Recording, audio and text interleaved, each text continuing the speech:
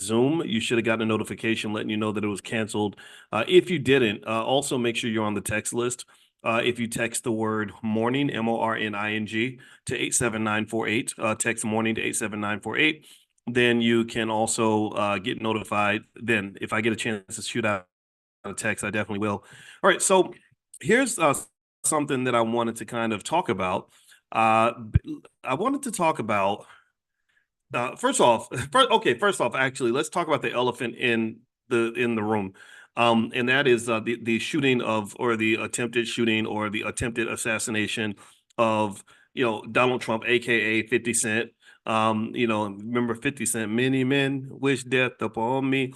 Anyway, so he did something interesting yesterday where he was in this thing where somebody was shooting at him, and he survived. And I know some of you have different mixed feelings about this. I've even heard people say that they think it was staged and all that. I don't know. I know somebody died. I don't know if they wanted to stage their own death just for political purposes, but anything's possible. But anyway, I wanted to mention that, not because it has anything to do with financial consciousness, honestly. I mean, you could make the connection if you want to, right? Like, we could talk about how Democrats and Republicans aren't going to do anything for the Black community, that basically they're all pretty much jockeying for position to gain our votes, and the goal, really, at the end of the day, isn't really to actually deliver for the Black community. The goal is to control and manage the Black community. The goal is to simply make sure you get Black support and give back as little as possible, right? You always want to make a profit from the Black community. That means that you want to give back less than what you receive. So that's kind of what if you wanted to get my opinion on that, and I've addressed that before, right? That I don't think that there is any significant problem in the Black community that's ever going to be solved by a Democrat or Republican. Now, again, that's why I don't judge you based on who you vote for, because I don't think it's going to make a big difference in the whole scheme of things. Because when you look at the quality of life for Black people in three key areas: health, wealth, and relationships, I don't see a ton of evidence to say that any president that we've ever elected, and we've elected a lot of them, we as Black people, we're the deciding vote in many situations. I can't think of a single time where you saw a remarkable improvement in the condition of Black people as a result of who we elected. I want you to think about the last five presidents. Let's go back with Trump and Biden and Obama and Bush and Clinton, and I want you to tell me one time. Let me know if there was one time ever that Black wealth went up during that person's administration. Tell me one time that there was ever where Black wealth went, up a little bit, or where we changed our position in the ranking. We went, whether we, anytime we went from dead last to maybe second to last. I mean, even second to last would be a hell of an accomplishment. That would be a pretty Herculean feat. I don't think we've ever done that. Let me know if you can give me a yes or no. I mean, can you think of anything? Can anybody think of an example? Now, so again, if you want to know my position on the electoral politics of the country, I get it if people have their passionate feelings one way or the other, but at the same time, that's not a problem that is going to solve the problem that I care the most about. Okay, I care about the Black problem. I care about the Black wealth problem. I care about the Black family problem. I care about the Black relationship problem, the Black health problem, mental and physical health. That's what I care about, and I haven't seen any improvement in those areas. So that's where I stand on that. Now, with that said, though, here's something that I do want to share with you guys. And as you guys know, the way I do financial consciousness every morning is I wake up and I let God tell me what's happening in the universe and how it relates to Black wealth and Black economics. I just sit and I process things, and I look at I because I believe the world is a classroom. I believe that the world is I believe that the world is, remember, books are nothing but reflections of what is actually in the world, right? So everything that's in a book that you learn in school came from the world. So the world is really the original book. The world is God's book, right? So I don't look at textbooks, because all that is just a cheap recreation of the original book, and that is the book of life, right? So here's what happened. So I was in Dubrovnik, and Dubrovnik, Croatia. That's where I am right now. And I went to this. Well, actually, I'm actually in Savtide, which is close to Croatia. So close to Dubrovnik. Let me just be clear about that. And I went to Dubrovnik, and I saw this big wall, and they have this big wall, and it happens to be the same wall that was in a show that I watch that I love called Game of Thrones. Give me a yes if you watch Game of Thrones. Anybody, any Game of Thrones fans in here? How many of y'all watch that show? If you don't watch it, you don't know what you're missing. It's one of the best shows ever. And anyway, so I'm really tripping out, and I'm taking pictures and video, and a lot of that stuff I put on my Instagram page. My Instagram is Dr. Boyce Finance, and I have another one, Dr. Boyce Money. You can follow them both in case one of them gets taken down again.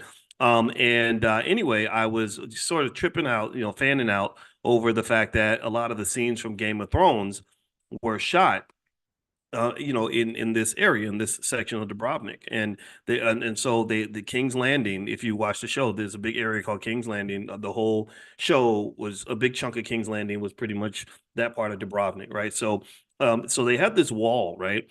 And in case you don't use a lot of AI and Chat GPT, let me just tell you, if you're on a trip, here's a little tip: if you're ever on a trip, if you have Chat GPT, just take a picture of whatever you're looking at and then ask ChatGPT to give you the history of the thing that you're looking at. So that's what I would do. That's what I would do. That allows me to go richer and deeper into the experience. So I would take a picture of things and I would say, give me the history of this thing. Or I take a picture of some steep steps. And I said, which scene of Game of Thrones were these steps included? And then they told me, there's a big scene where the queen gets kidnapped and they take her down in front of the whole town and they're ringing a bell behind her and they're saying shame, shame, shame. And they said and that was a famous scene in the show. And I was like, oh, that's cool, right? So anyway, I looked at this wall and I wanted to know the real history of this wall. And now the wall was in the show, but I know that the wall was there for a reason. And so the history of this wall was pretty powerful and complex. I can't describe it all because it's very rich, it's very deep. It goes back before Christ, like literally 2000, 3000 years ago when the Romans were kind of running this whole place. And one thing that I saw with this wall is I figured that this wall was used for defense, that somebody built this wall to defend the city. And I said, what's the history of this wall? Why did they build it? How long did it take? How many battles did they have to fight to defend themselves with this wall? And basically, the wall's been involved in a lot of conflicts. There were a lot of wars and times where invaders would come and try to take over the land, and the wall was instrumental in defending the people, right? The people, the women, the children, the men, everyone in the city was defended by this big wall. And I said, wow, it's great that they had this wall. It's great that they could defend themselves because it seemed that for thousands of years, the people in this area of Dubrovnik were forced to defend themselves constantly from people coming in to try to take what they've got, trying to come get their stuff, right? Now, here's where I'm going with this. You are a group of people, African Americans, where people are always coming in and trying to take your stuff. You have invaders on a regular basis. You have people that see what you got and they come and they get it. And the question that I would ask you to consider for today is, what is your defense? What is your wall? And if you want to know what people are coming to get, you can look at the big scale stuff, like gentrification. Somebody came in and they did an economic invasion of your community where they came in and they just bought up all the property, put you out, and then raised the price and then made it their own. You also have invasions when it comes to your art and your creativity. You created hip hop. Hip hop was $1 trillion asset. Somebody saw the potential. They did an economic invasion and they took it all from you. That's why you have all these big rappers with black faces running around the whole world calling themselves niggas, but they're not getting any of the money, not any of the real wealth. The real wealth is being held by people who economically invaded you and took what you had. And the same thing is true. It doesn't just happen on the bigger scale. It happens on the smaller scale, to the tune of trillions of dollars. Every day, millions of black people get up and we all go to work on our black jobs. A lot of us have these black jobs. And again, there's no shame in being a hardworking person. But I've explained to you all, give me a guess if you understand what I'm saying, that if I can say this without anybody feeling offended, but I've explained to you all how workers in America do not get ahead. I've explained to you all that a job to some extent can be seen as a scam. And the reason it can be seen as a scam is because how in the hell is it that you can work your ass off for 50 years and end up with less money than you had when you first started? That don't make no damn sense. Make it make sense. How in the hell is it that there are newborn babies in the hospital right now who have a higher net worth than some 55 and 60-year-olds who've been working since the 80s? Can you help me understand that? Can anybody help me understand that? So again, stop. Let's not get in our feelings and say, well, Dr. Boyce is looking down on people that got jobs. No, I'm not looking down on nobody.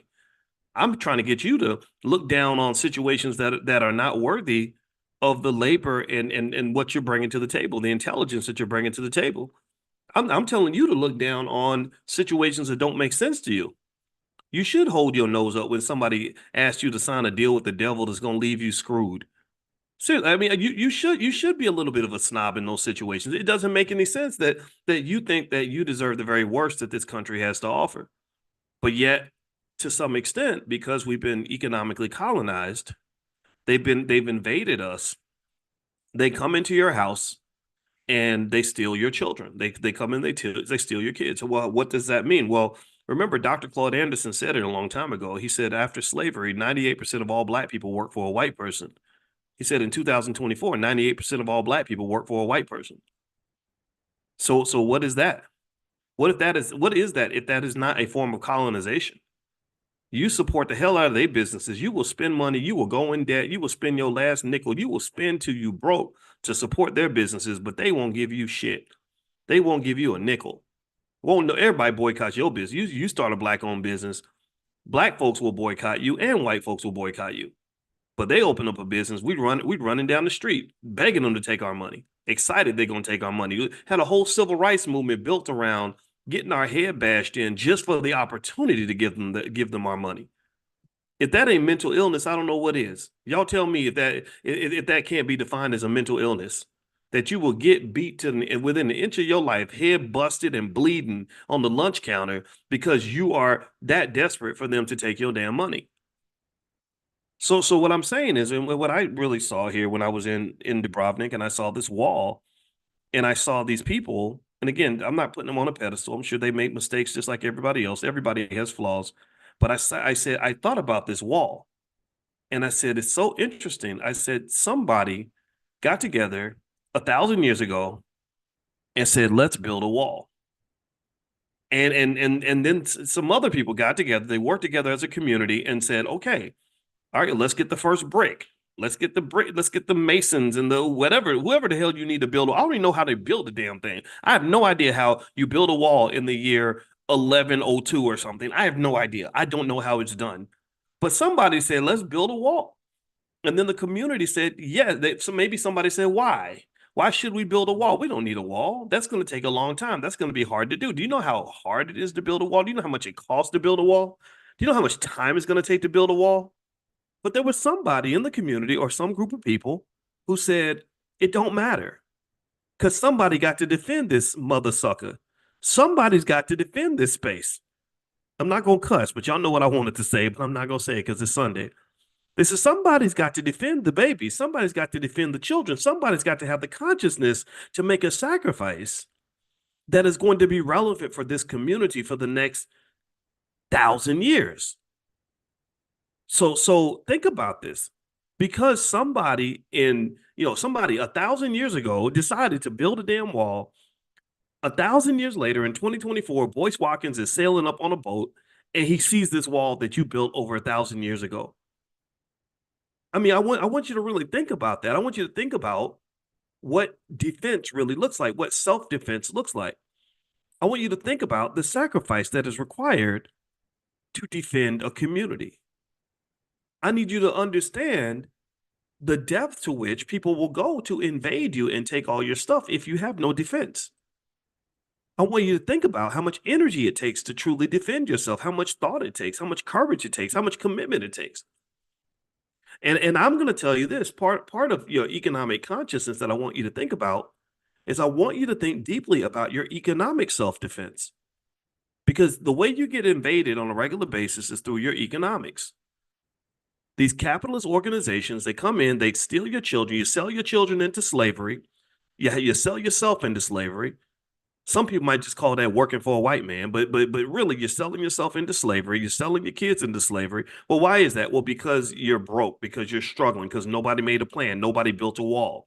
Nobody built a trust fund, nobody bought you no stock, nobody started a business for you, nobody bought you no real estate, nobody built a wall for you.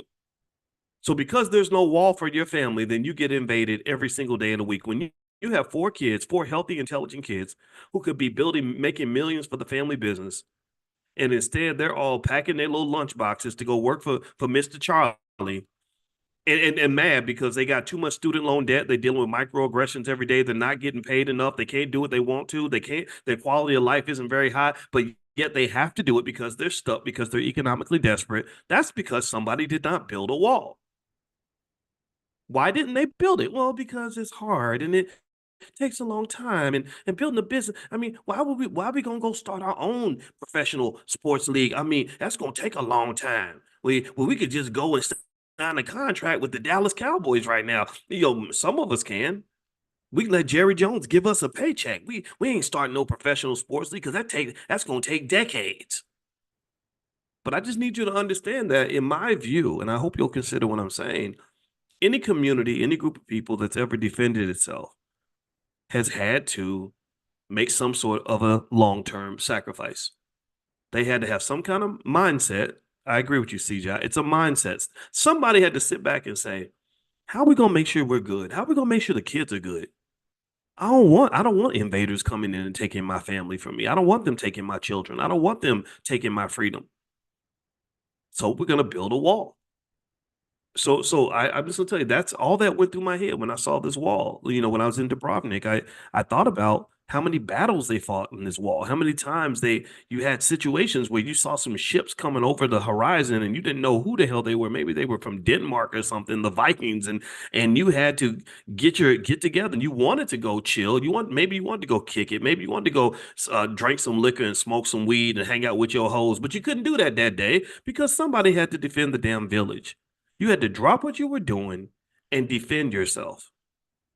Somebody had to organize that. Somebody had to prepare. And this goes back to something that I teach our kids. I tell them this every day if I can. Every chance I talk to them, I tell them this. I tell them that preparation is the key to success. That if you are a person who does not prepare for things, then you will always fail. If you don't prepare, then you will always be a victim. If you do not prepare, you will always be colonized. If you do not prepare, then somebody's going to turn you into a slave. Because I could tell you what, I don't know who the hell built that wall or how they built it. I can go look it up if you want me to. But thank you. But I'm sure that it took a long time to build it. And I'm sure that their preparation process didn't take a couple of days. It probably took decades to prepare. And it paid dividends for hundreds of years. So the question I ask you is this, and this is a question for the leaders in the room. This is the question for the heads of household. This is a question for people who care about their family legacy. This is a question for the grown folks in the room who want to do the grown-up work of defending a community. I want to ask you this. Are you willing to sacrifice for a couple of decades so that your children, grandchildren, great-grandchildren can be good for the next 200 years? Are you ready to build the financial wall that is required to defend your family? Are you going to do that? Are you doing it right now? If you're not doing it right now, well, today's a great day to start. I've mentioned to you all things like the $5 a day plan, which is at blackwealthmasterplan.com. It's totally free, blackwealthmasterplan.com. And I've explained to you all that the amount of sacrifice that is required for us to build economic walls to defend our families, the amount of sacrifice is not very much. It is not very much. It just requires a tiny little pivot.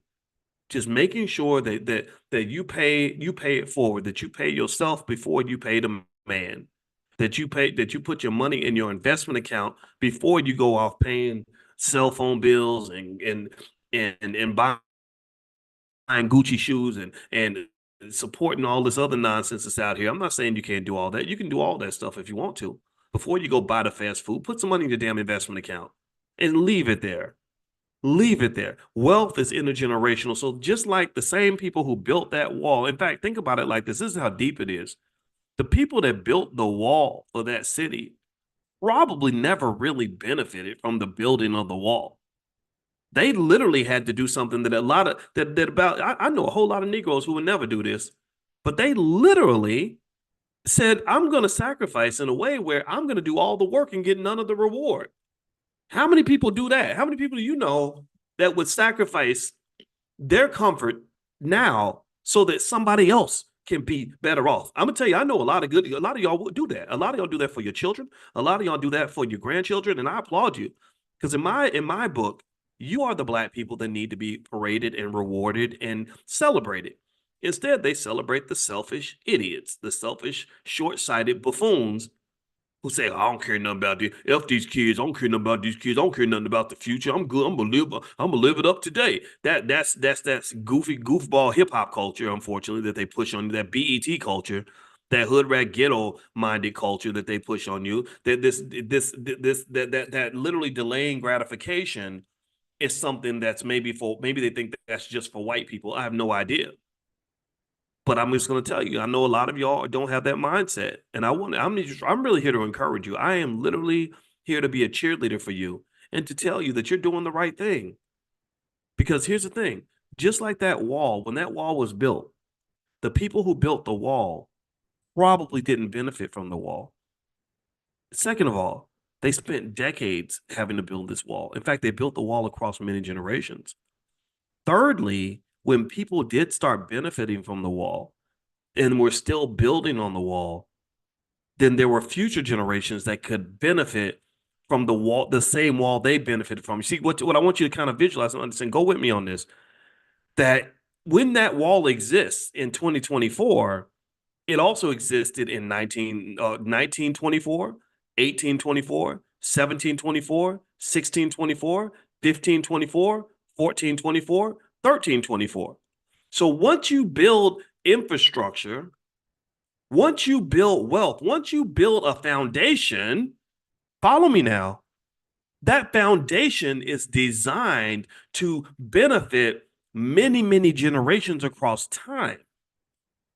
That's very, very different from you busting your ass every day to go get a white man's paycheck and then you dying broke so your kids can start all over again.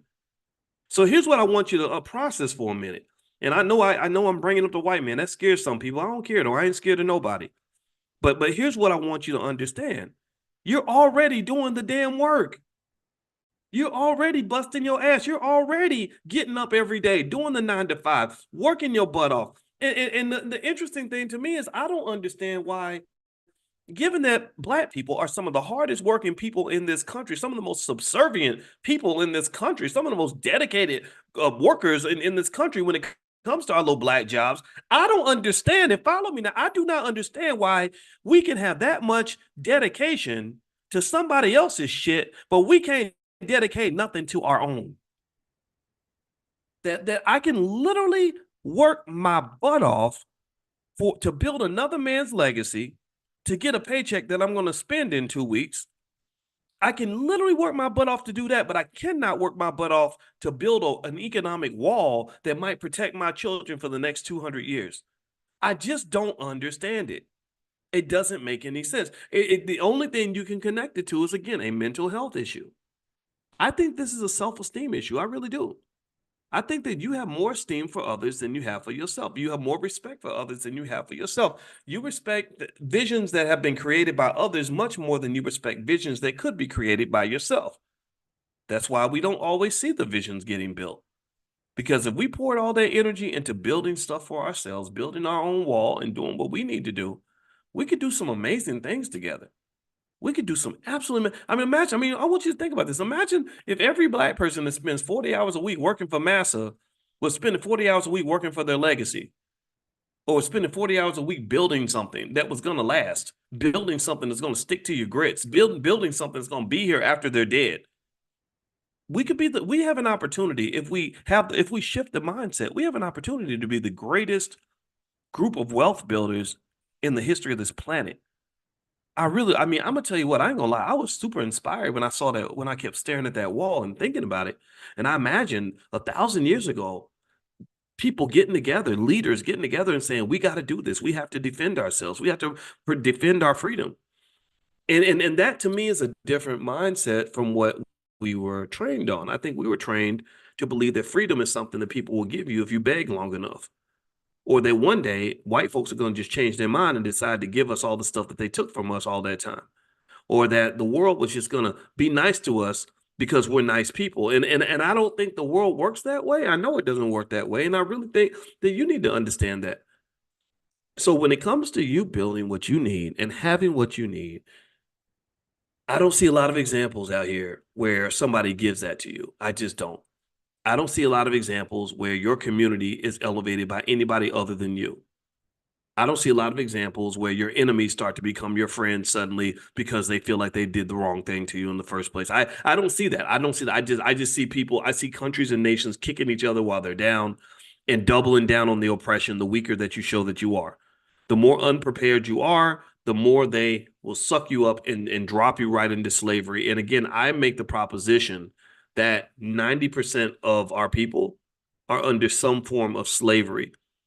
And if you don't, and so the point I want to make on that is, remember, and I mentioned this, I want to mention this carefully so I don't offend anybody, but or if I'm going to offend somebody, I always do, but I don't intend to do that. But I want you to understand there's a difference between working for somebody because you want to versus working for somebody because you have to. The reason that you have to go work for somebody is because nobody ever left you any options.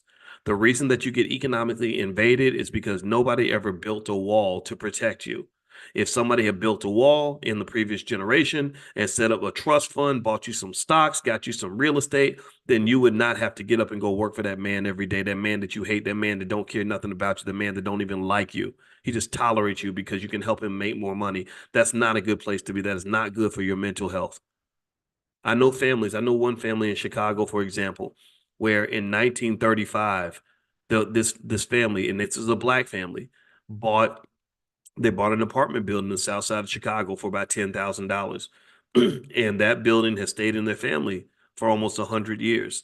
And every generation, the children that take over that building don't have to go to work for anybody because they have tenants in the building and they charge rent to the tenants that are in the building. That building that they paid $10,000 for in 1935 is now worth over $1 million. They built a wall. So I just want to ask you this question. This question I'm gonna leave you with because I'm not gonna talk too long because y'all know I'm in Croatia and the Wi-Fi is a little trippy. Um, but I want you to ask yourself, am I building a wall? And what does that wall look like? And if the answer is no, if you don't have a wall, then I encourage you to start building one because preparation is the key to power. Preparation is the key to success. Preparation is what keeps people from invading you and enslaving you and your children. If you don't have any preparation, if you have no defense, then don't be surprised when someone else is controlling your life. I hope this conversation was taken in the spirit it was intended. I apologize, guys, that I cannot get on video. I'm trying to save the Wi-Fi, and I don't want to do this wrong. But anyway, I'm going to get on out of here. And again, if you want to be notified via text when we have class, or if we can't, I'm going to try to make it every day. But as you know, I'm in Europe, and the time zones are so crazy. Literally, I've had an entire day. Believe it or not, it's 10 a.m. Eastern for you guys. It's like late afternoon here. Like literally, I think it's like I don't know. I don't even know what time. I think it's almost 4 or 5 o'clock. I literally started my day 7, 8 hours ago, so I'm kind of loopy and all over the place. But I'm gonna try to make it to as many classes as I can this week, and I'll keep you guys posted. I'll put some pictures on my Instagram. My Instagram is Dr Boyce Finance. Feel free to come in and comment. Also, we're having a lot of conversations on my Twitter about what's going on with the Trump stuff and all that. So feel free to go to Dr. Boyce Watkins, one Dr. Boyce Watkins and the number one. And then last but not least, if you want to get notified when we have class and all that, just text the word morning to 87948, MORNING to 87948. All right, guys.